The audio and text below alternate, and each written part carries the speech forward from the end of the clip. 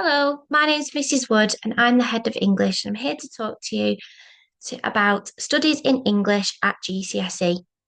There are two GCSE courses as part of your English studies, and so that means you will get a GCSE in English language and a GCSE in English literature.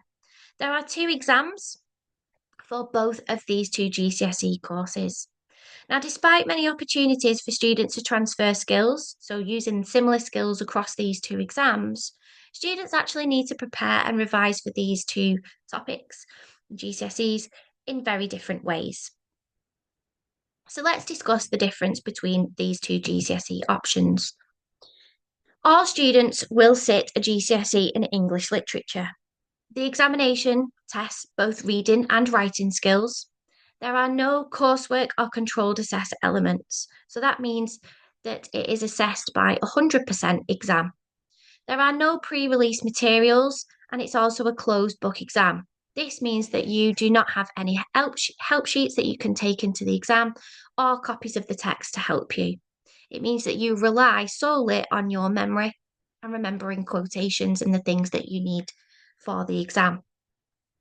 Students can prepare for this exam by studying the following set texts as part of their studies. So we should study Shakespeare's Macbeth, Jekyll and Hyde, and Inspector Calls, 15 poems from the AQA Power and Conflict cluster, and also unseen poetry. All five of these elements are tested on the exam. To help you reach your target grade in English literature, it's important to know that this subject is mostly knowledge based.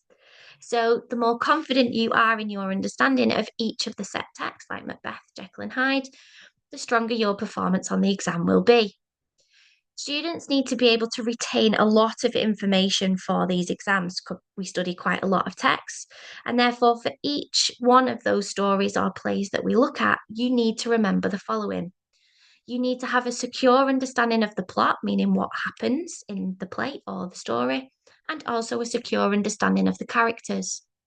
You need to remember different quotations from across each of the texts, and you need to be able to apply those quotations in an analytical essay. You also need to show you understand context, meaning the background information to each of those texts. So, for example, when studying Macbeth, it's important to understand what life was like for Shakespeare at the time that he was writing, so we can see what influenced him and why he created the play the way he did. You also need to know key themes and also there may be big ideas or hidden messages behind each of the texts, meaning what could each of the writers be trying to teach us through each of their texts. Now, students often find it actually easier to revise for English literature because you can study the text beforehand and there are lots of revision materials out there to support you in your revision. The most popular type of revision are revision guides, flashcards, there's lots of YouTube videos, quizzes, workbooks, as well as revision booklets that we can offer you at school as well. Now, English language is the second GCSE that you will acquire as part of your studies in English. There are two examinations for English language, and both of those two papers are worth 50% each, meaning that they're added together to give your overall grade for English language. Just like literature, both examinations test your reading and writing skills. As part of the exams, you will need to read a range of texts, and they come from the 19th, 20th, and 21st century, meaning you will read an older, more Victorian text through to a more modern text. Those texts come from both fiction and non-fiction areas, so you'll read both stories as well as autobiographical texts, travel writing, diary entries, letters, articles. So you need to be able to read and comprehend text from across a range of different media. Again, like English literature, there are no coursework or controlled assessment elements, so it is tested on a 100% exam. There are no pre-release materials, so again, no help sheets to be able to take into the exam to help you. It's also worth noting that spelling, punctuation, and vocabulary are extremely important for this exam. Now, spelling, punctuation, grammar, and vocabulary are extremely important of all of your GCSE topics. They will be assessed on everything that you do, including English literature. But English language is the exam where it is most heavily weighted, so that's what makes it extremely important. Reaching your target grade in English language, it's helpful to know that this subject is mostly skills based. So the more you practice for English language, the better that you will get. Students often find it more difficult to revise for this subject because there's not as much that you can learn beforehand, because the exam on the day will be completely unseen. Now, we can learn the style of text that you'll be able to read, we can learn the style of questions that you might see on the exam, but until the day, we don't know what you're going to be asked. So that's what makes this one a little bit more tricky.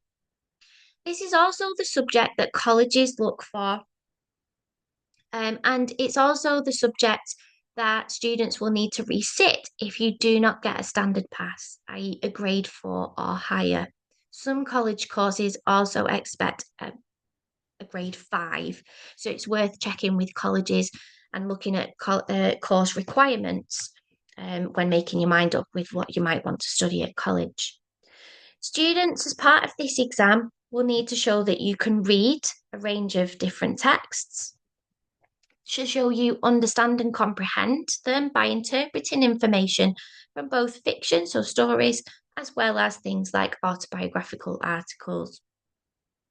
You will need to be able to analyse writers' use of language and structure, which means Peasel paragraphs are extremely important here, because you need to explain why a writer might have used certain words or certain choices, and explain the impact that they have on you as a reader.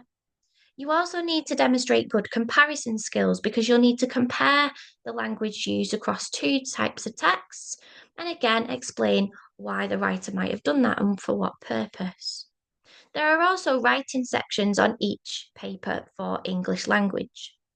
So, on one paper, you will need to write creatively to be able to create your own story or description. And then on the second paper, you will need to be able to write your own article, letter to express a viewpoint on a topic that you are given on the exam. Now, there are lots of revision guides and workbooks to support your revision as part of your English studies for both language and literature. And these are often made available to you via School Gateway, usually at some point during year 9.